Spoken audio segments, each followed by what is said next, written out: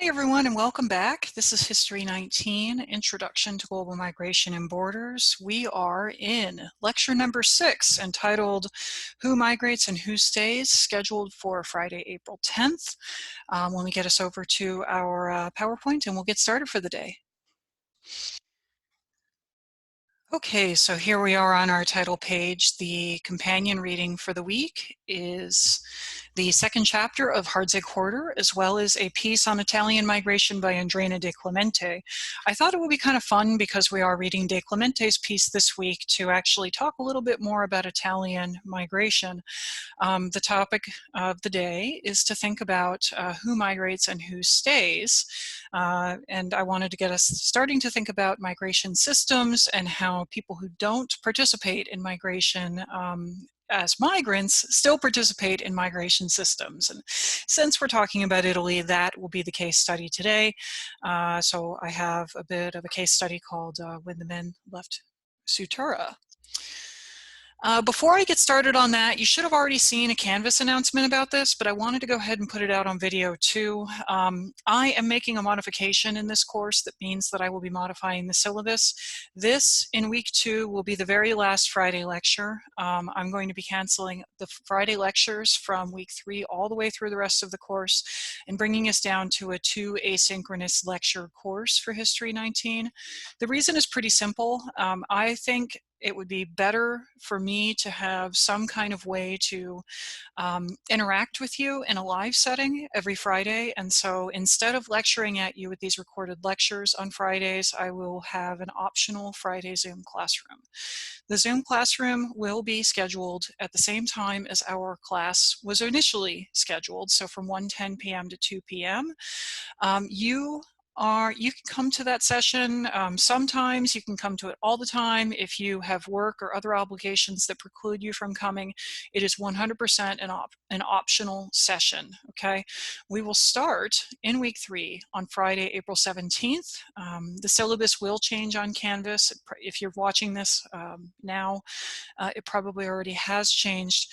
And I will be hosting these sessions every Friday afternoon for students who would like to come and discuss the readings or discuss the course or just talk about assignments. I want that to be a space where we can interact in a little bit more of a free-form way, where I can actually interact with you and check for understanding and that sort of thing. So be on the lookout for that. Email me if you have any questions, but starting in week 3, there will no longer be 3 lectures a week to watch. There will be 2 lectures a week, an optional Friday Zoom classroom, and then occasionally I'll throw in a podcast just to fill out the course. But I figured that was the best way to sort of create a live interactive component.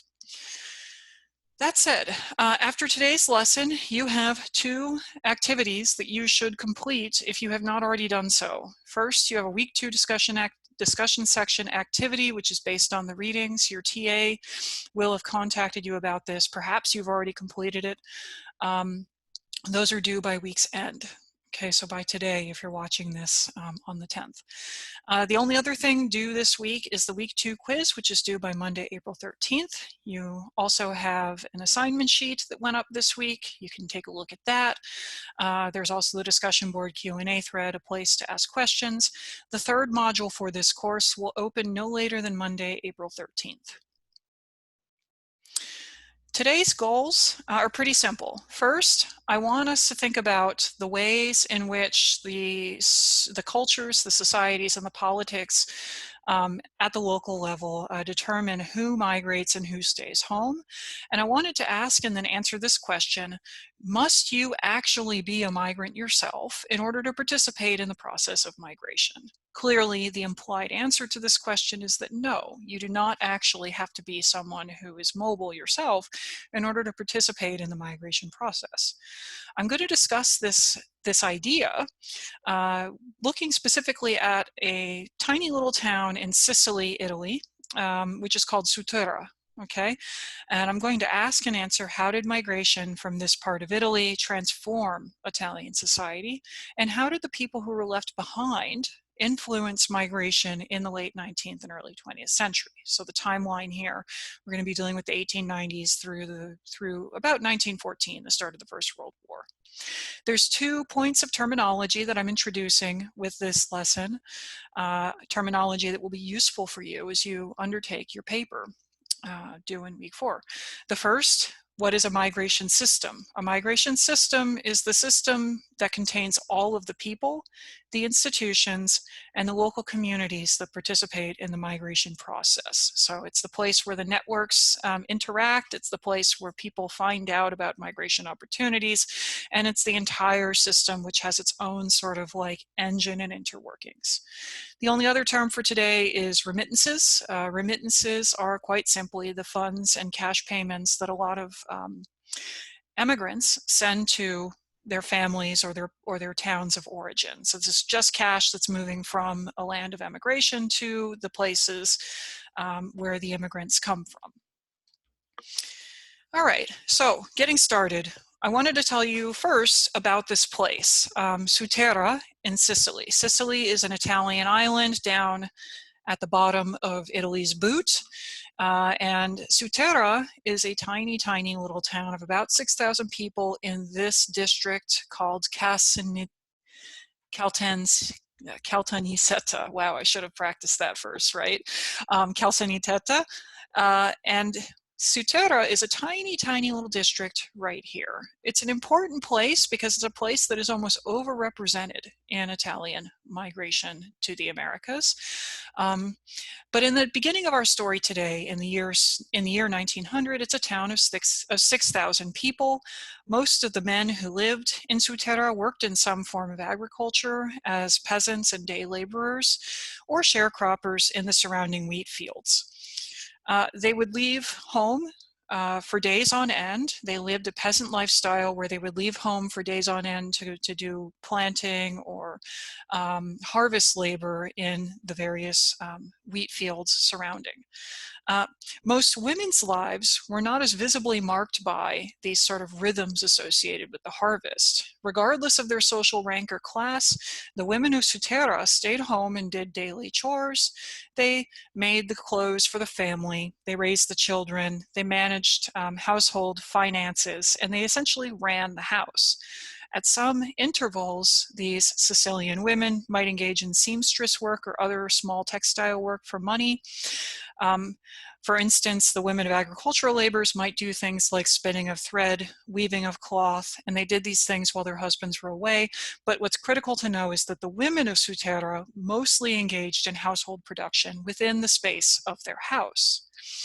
It was very infrequent for women who were anywhere above the poorest in society to do agricultural labor themselves. If they did this, it was usually seasonally, and it was sort of special, right? It was not a typical thing. The reason for this was that there was a strong cultural code in Sicilian society that stipulated that honest women and honorable women would not work in the fields for wages. Gender norms held that Sicilian women should be at the home and that managing the household was the respectable, honorable thing to do. Agricultural work was specifically men's labor, and women who risked it, or women who did this kind of work, they risked social shame. And they also risked bringing something like a dishonor to their husbands. So the women who worked in the fields were usually widows, abandoned women, meaning women who were, abandoned by their husband in some way, or women who were disgraced. And so the basic gender code before emigration was that Italian men and women lived and worked in very separate spaces, right? Men outside and women inside, but that these spaces were complementary. Together, their labors allowed them to save money to do things like buying a house, expanding their land holdings, or to make other big purchases. Before 1900, very few anyone that lived in Sutera left Sutera. It was a hyper-local place. It was very, very rural. Very few people sought their fortunes in emigration, especially overseas. This changed when around the year 1900, a few men from the village set out to work abroad. They went to the United States, New York City in particular. And then they started to send money home, remittance payments to their wives, which allowed their wives to buy new 2-story houses. Once a few men left Sutera for the Americas, the ways that their remittances changed the status quo in town inspired more Suterans to leave Italy. Remember what I said about chain migration? This is chain migration at work.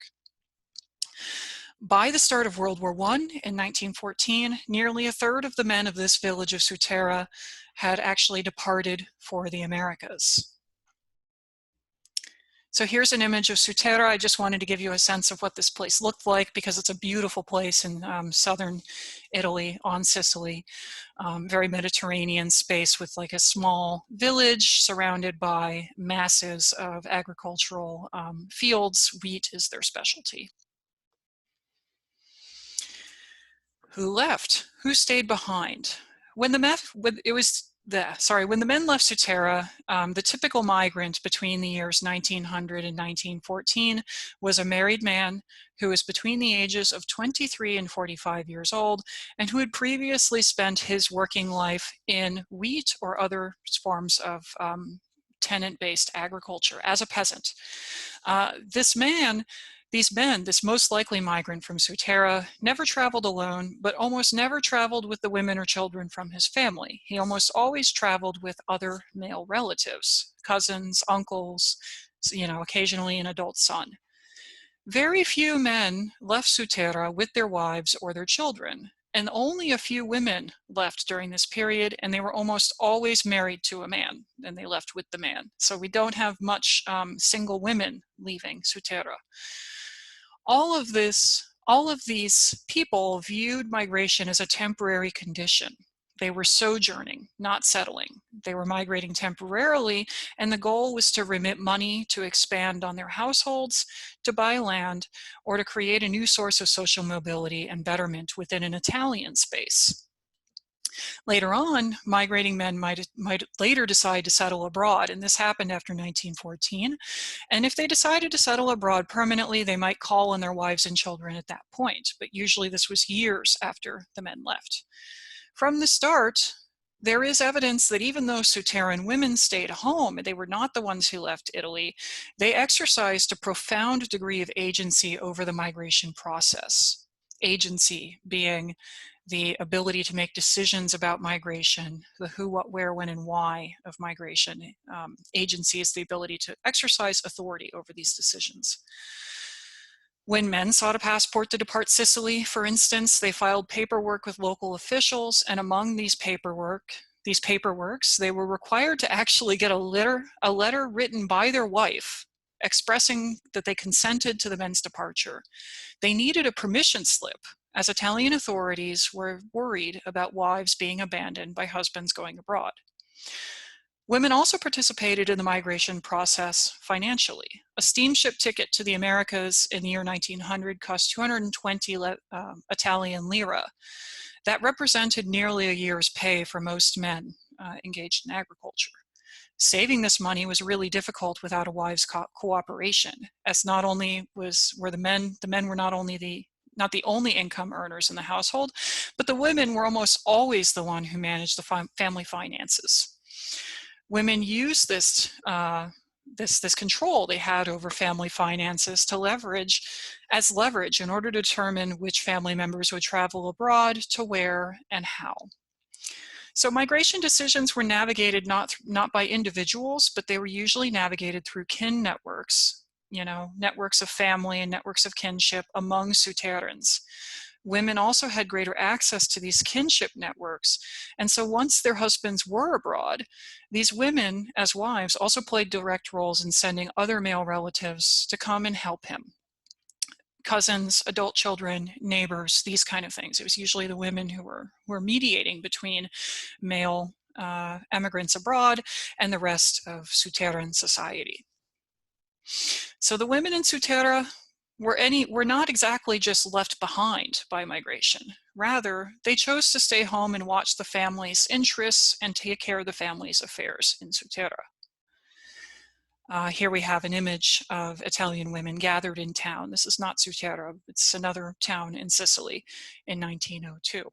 We see here that there's a sort of departure of the men, and the women and the children are left behind. So emigration impacted gender roles. because it was for the first, for the first 14 years of departure from Sutera, it was men who were leaving and women and children who were staying at home. And this impacted the traditional social and cultural codes that presided over Sicilian women in the everyday. In some ways, the patriarchal concerns about women's shame, about men's honor, and about and these pervasive negative stereotypes about women who worked in the agricultural fields actually deepened as a result of emigration. As more men left Sutera to work in the Americas, the village experienced a labor shortage in harvest labor. So there weren't enough men left to, for instance, plow the fields or cut the wheat or process the wheat in the fall. The wages that were offered for people who were willing to do this harvest labor doubled and then tripled in the first 10 years of the 20th century, which you would think would provide an incentive for Suteran women to go and do this work. But Suteran women did not go into the fields to harvest despite these economic incentives. Why? Well, the simple answer is that because the taboo on field work, there was a taboo on this sort of field work being only for women who were disgraced, dishonorable, or fallen in some way.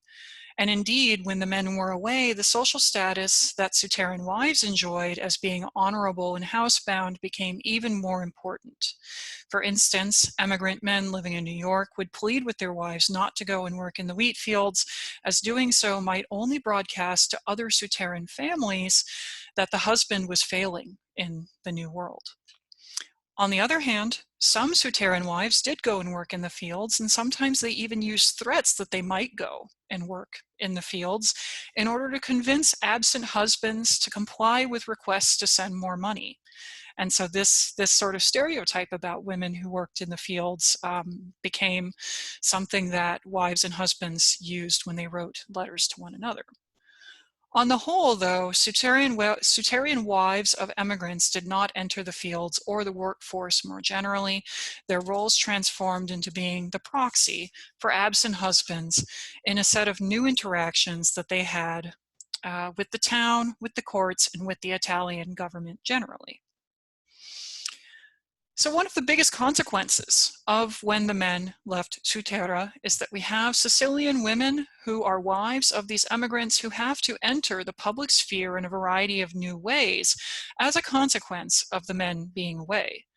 We see women, for instance, entering the consumer economy in new ways, especially through the purchases of real estate, of new houses, and of land.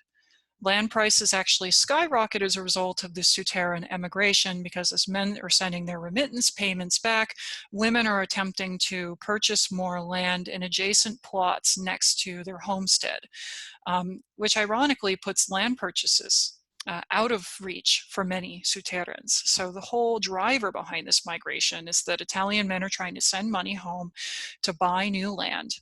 And because there are so many of them engaging in this economic strategy, the prices of land continues to, they rise sort of outside of the reach of many of these immigrant families, which then drives more migration to the Americas. It's sort of an ironic 1-2 punch. But nevertheless, we do have women who are engaging in land speculation, who are purchasing land, who are expanding on their houses to build second stories and this sort of thing.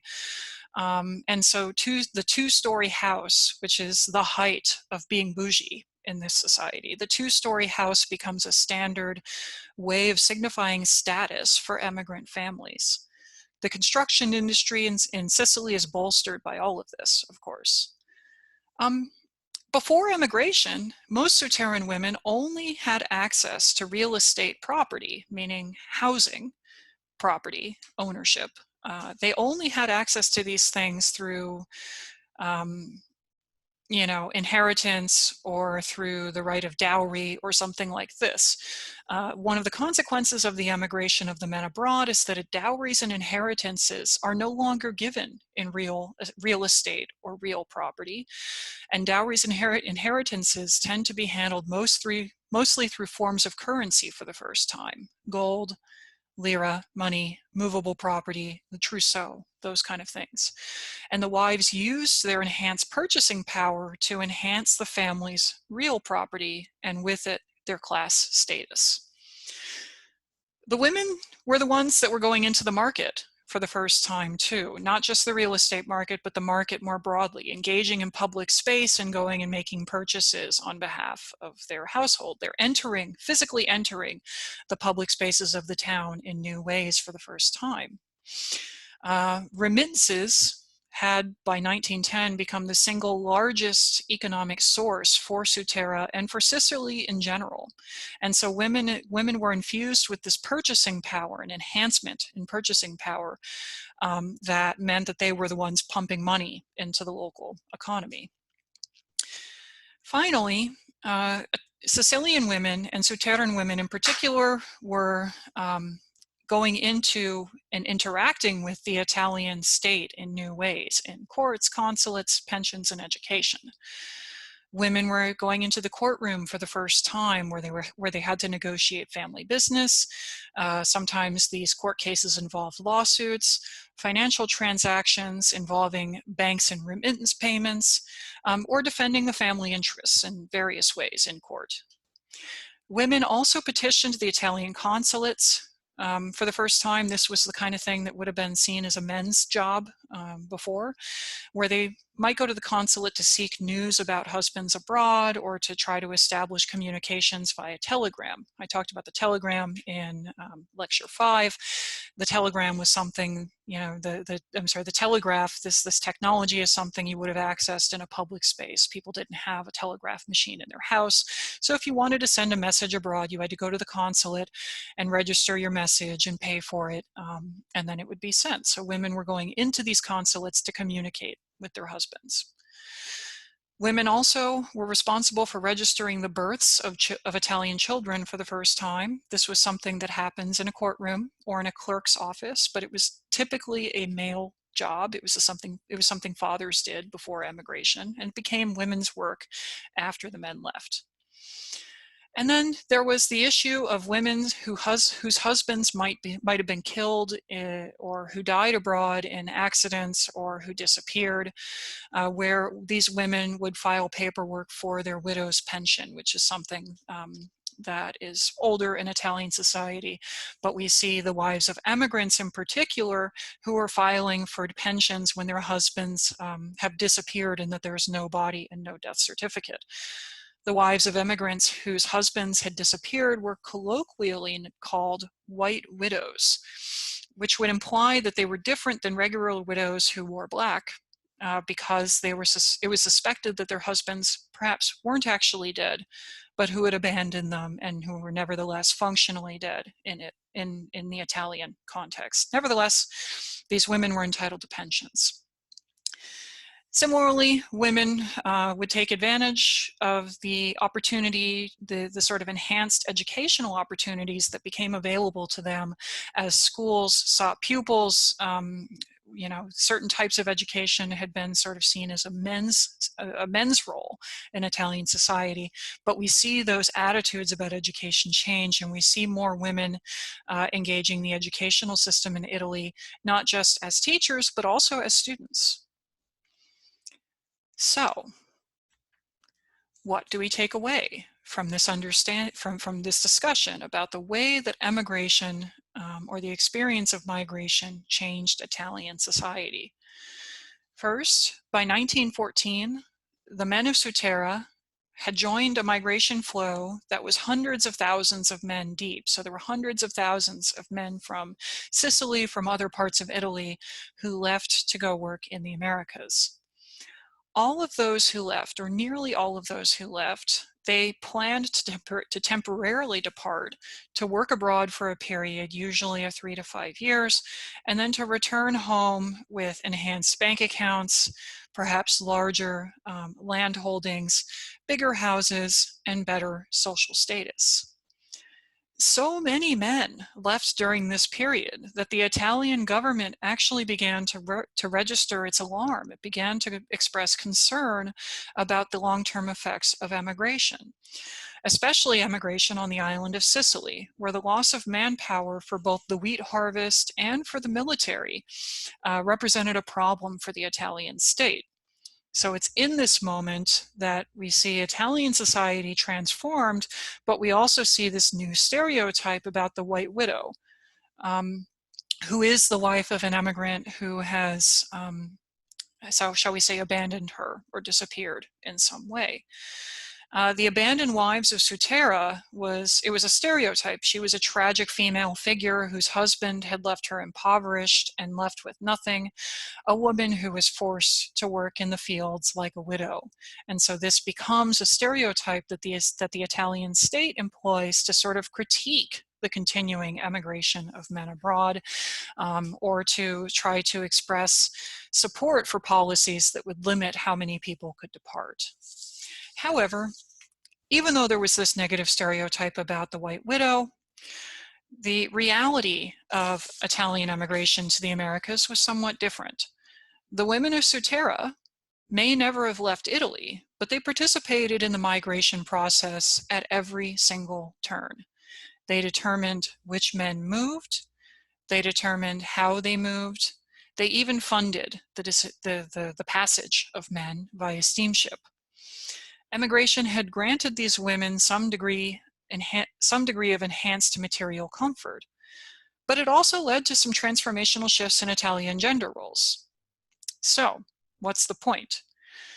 The point is this, in number 3 and number 4 here. You don't actually have to be the migrant to be impacted by migration systems.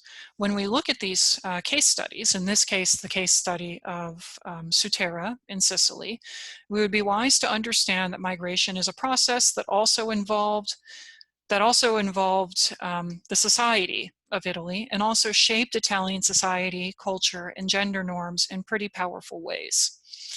When the men of Sutera left Italy to conclude, their wives changed Italy forever, and they did it all from the privacy of their own homes.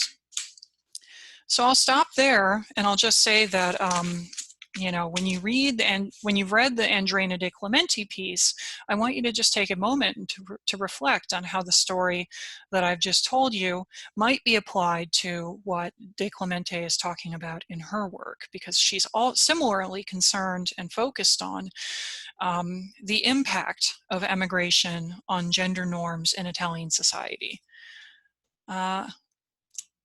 So after this lesson, I would like you all, if you haven't already done so, hopefully you've done so by now, to complete your week 2 discussion section activity based on your readings. I'd like you to then turn to complete the week 2 quiz that is due on Monday the 13th.